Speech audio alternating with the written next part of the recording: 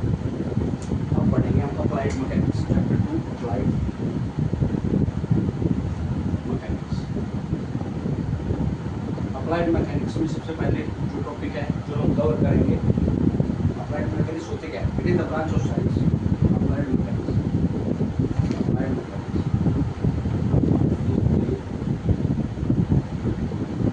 Branch of science. Science की जो branch है वो deals with which deals with the behavior of an object, behavior of an object under force, behavior of bodies, behavior of bodies under the action of forces।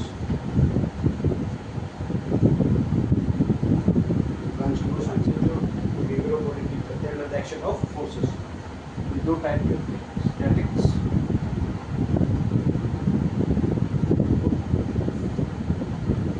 And dynamics.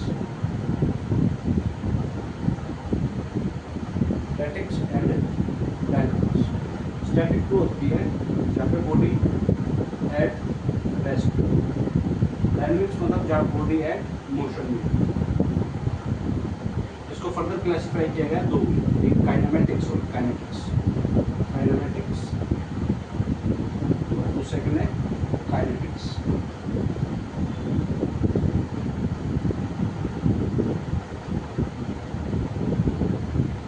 यहाँ है kinematics में होता है motion without forces, बिना forces के motion की जो studies को करते हैं वो करते हैं काइनेमेटिक्स में। मोशन विद फोर्सेस को हम स्टडी करते हैं, फोर्सेस को स्टडी करते हैं काइनेटिक्स में। Applied mechanics is the branch of science which deals with the behaviour of body under the action of forces. इसको क्लासिफाई किया गया दो, स्टैटिक्स और dynamics. Body at rest statics, body at motion dynamics. Kinematics वो होते हैं जो motion without forces होता है, काइनेटिक्स होते हैं जो मोशन विद फोर्सेस होता है। इसमें हम बेसिक टर्म्स पढ़ेंगे, कुछ बेसिक टर्म्स पढ़ते हैं हम इसमें, जैसे फोर्स को डिफाइन करने के लिए नंबर 1 मैग्नीट्यूड होना चाहिए, नंबर 2 डायरेक्शन होनी चाहिए, नंबर 3 पॉइंट ऑफ एक्शन का पता होना चाहिए, कहाँ पे लग रही है, और नेचर ऑफ फोर्स पता होना चाहिए। नेचर ऑफ फोर्स को हम कंप्लीटली डिफाइन जब करेंगे जब हमें मैग्नीट्यूड पता हो, डायरेक्शन पता हो, पॉइंट ऑफ एक्शन पता हो। नेचर ऑफ फोर्स मतलब पुश है और पुल है, और इसकी ऐसा यूनिट होती है न्यूटन, और सीजीएस यूनिट होती है डाइन, और 1 newton is equal to 10⁵ dyne. ठीक है, ये हो गई फोर्स। सेकंड पढ़ते हैं हम मास को मास अमाउंट ऑफ मैटर को कहते हैं, अमाउंट ऑफ मैटर जो कि मेजर करते हैं किलोग्राम में। थर्ड होगा वेट जिसको हम डब्ल्यू से डिनोट करते हैं, और इसको बोलते हैं mg। फोर्थ होता है इनर्शिया। फोर्थ क्या होता है? इनर्शिया क्या होता है? रेजिस्टेंस होती है, किसके रेजिस्टेंस होती है? तो चेंज इन मोशन। इनर्शिया क्या प्रोवाइड करता है? एक तरीके की रेजिस्टेंस प्रोवाइड करता है टू चेंज इन मोशन। तो मोशन का जो चेंज हो रहा है उसके अगेंस्ट एक रेजिस्टेंस प्रोवाइड करता है, उसको कहते हैं inertia. Applied mechanics is the branch of science which deals with the behavior of bodies under the action of forces। ये दो टाइप की होती है, एक होती है स्टैटिक्स, एक होती है डायनेमिक्स। स्टैटिक्स वो होती है जो बॉडी एट रेस्ट हो, डायनेमिक्स वो होती है जो बॉडी एट मोशन में हो। मोशन उसको दो क्लासेस में डिवाइड किया है, काइनेमेटिक्स और काइनेटिक्स। काइनेमेटिक्स जो मोशन विदाउट फोर्सेस हो, और काइनेटिक्स जो मोशन विद फोर्सेस हो। उसमें कुछ टर्म्स यूज़ करे हमने। फोर्स को कम्प्लीटली डिफाइन करने के लिए हमें स्पेसिफाई करनी पड़ेगी उसकी magnitude, direction, point of action और nature of force. Mass amount of matter जो प्रेजेंट होता है उसको किलोग्राम में। Weight W=mg। इनर्शिया जो रेजिस्टेंस प्रोवाइड करता है चेंज इन मोशन में। ठीक है,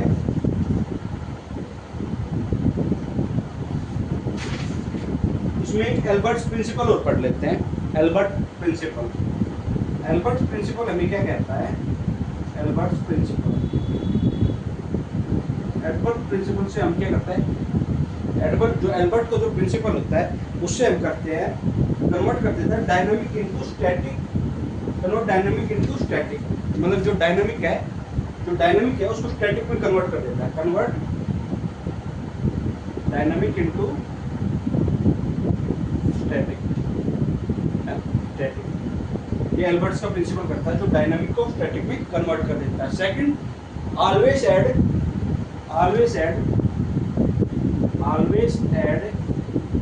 इनर्शिया फोर्स,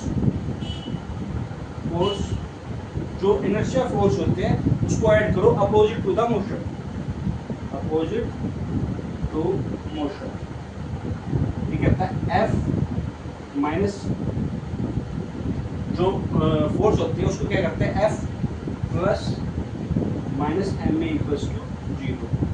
न्यूटन्स में क्या कहता है, न्यूटन्स सेकंड में कहता है F प्लस 2 एम ए, और एल्बर्ट्स क्या कहता है F plus minus M A equals to 0, summation of forces. ठीक है, summation of forces plus minus M A equals to 0, जो डायनामिक्स को कन्वर्ट करता है स्टैटिक्स में, और जिसमें इनर्शिया फोर्स जो होती है, जो इनर्शिया फोर्स होती है वो अपोजिट टू द मोशन में होती है, ऐड करते हैं। ठीक है, ये हो गया अप्लाइड मैकेनिक्स। अब अगला टॉपिक पढ़ते हैं,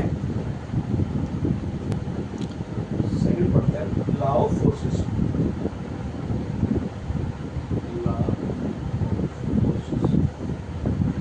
लॉ ऑफ फोर्सेस में सबसे पहले हम पढ़ेंगे forces system types of forces system. First, coplanar forces भी हो सकती है, नॉन कोप्लेनर भी हो सकती है। नॉन कोप्लेनर जो सेम प्लेन पे एग्जिस्ट करे वो कोप्लेनर, जो डिफरेंट प्लेन पे एग्जिस्ट करे वो non coplanar. Second, concurrent, non concurrent, meet at one point, और जो ना मीट करे at one point non concurrent. जो सेम प्लेन पे लाई करे वो कोप्लेनर, जो ना डिफरेंट प्लेन पे लाई करे वो नॉन कोप्लेनर। थर्ड एक होता है कोलिनियर फोर्स। कोलिनियर फोर्स वो होती है जहाँ पे लाइन ऑफ एक्शन होना, line of action is in the same plane, in the same plane. Collinear forces होती है जहाँ पे लाइन ऑफ एक्शन क्या हो, लाइन ऑफ एक्शन हो इन द सेम, मतलब क्या था, फोर्स एक्टिंग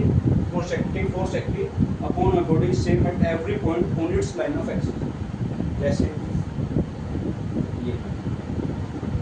ये लाइन ऑफ एक्शन है, फोर्स एक्टिंग, इसका मतलब होगा फोर्स एक्टिंग, जो फोर्स एक्टिंग कर रही है upon a body, force acting upon a body is equal to its line of action, उसको बोलते हैं कोलिनियर फोर्स, उसको बोलते हैं कोलिनियर फोर्स। कॉन्करेंट जो एक पॉइंट पर मिट के, नॉन कॉन्करेंट जो नॉन एक पॉइंट पर मिटना पे, कोप्लेनर भी सेम प्लेन और इसमें नॉन प्लेन में नॉन होगा। अब फोर्सेस इक्विलिब्रियम में क्या देते हैं, फोर्सेस हम क्या देते हैं इक्विलिब्रियम में, forces at equilibrium, forces at equilibrium, forces equilibrium में कोप्लेनर नॉन कोप्लेनर, उसमें फोर्सेस का summation of Fx plus to 0, summation and only and summation of Fy equals to 0। ठीक है, अब नॉन कॉम्पोनेंट होगी तो नॉन कॉम्पोनेंट होगी तो उसमें क्या होगा, summation of m is also equals to 0। ये उसमें ये ऐड प्रॉपर्टी ऐड होगी जब फोर्सेस एट इक्विलिब्रियम की हम बात करेंगे। अब एक होते हैं रिजल्टेंट फोर्सेस। रिजल्टेंट फोर्स वो फोर्स होती है जिसमें हम सभी फोर्सेस को एक फोर्स में कन्वर्ट कर देते हैं। इसमें हम क्या कर देते हैं, सभी फोर्सेस को एक फोर्स, सिंगल फोर्स, जिसमें हम एक फोर्स में single force replacing multiple forces, उसे क्या कहते हैं रिजल्टेंट फोर्स। ठीक है, अब पढ़ते हैं law of forces. Law of forces में क्या होता है, एक मिनट, अब पढ़ते हैं law of forces. Law of forces में सबसे पहले पढ़ेंगे triangular law of forces. C equals to A vector plus second होता है पैरेललोग्राम लॉ ऑफ फोर्सेस।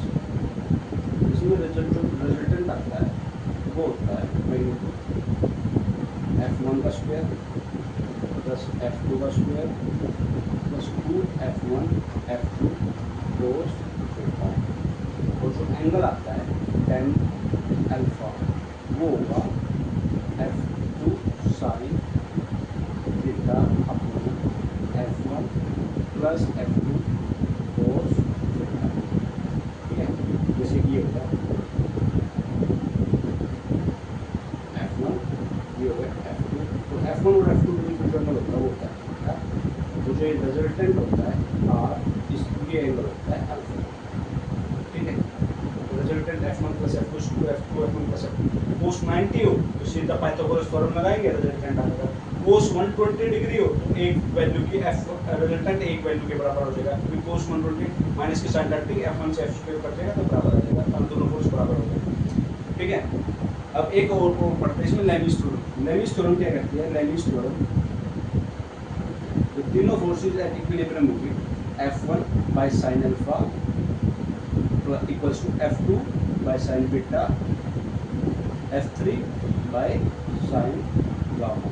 जैसे मान लीजिए तीन फोर्स है, ये फोर्स है F1, ये फोर्स है F2 और ये फोर्स है F3। तो F1 के अपोजिट में जो एंगल बनेगा ये अल्फा, बराबर में F2 के अपोजिट में जो एंगल बनेगा दोनों फोर्सेस में साइन बीटा, ये होता है लेविस थ्योरम। ठीक है, इक्विलिब्रियम पढ़ लिया। अब एक होता है प्रिंसिपल ऑफ ट्रांसपोर्टिविटी।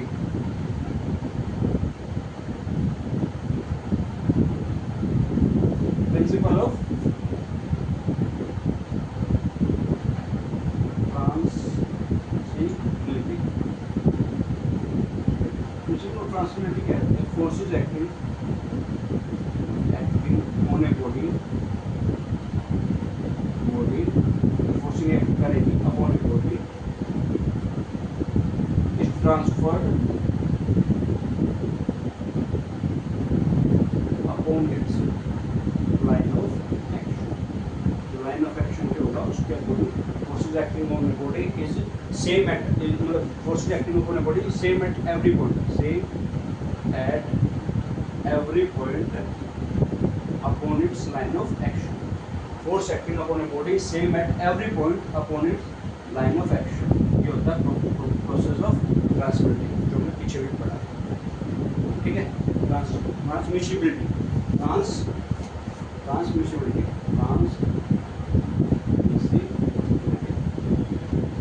ठीक है, होता है लॉ ऑफ फोर्सेस।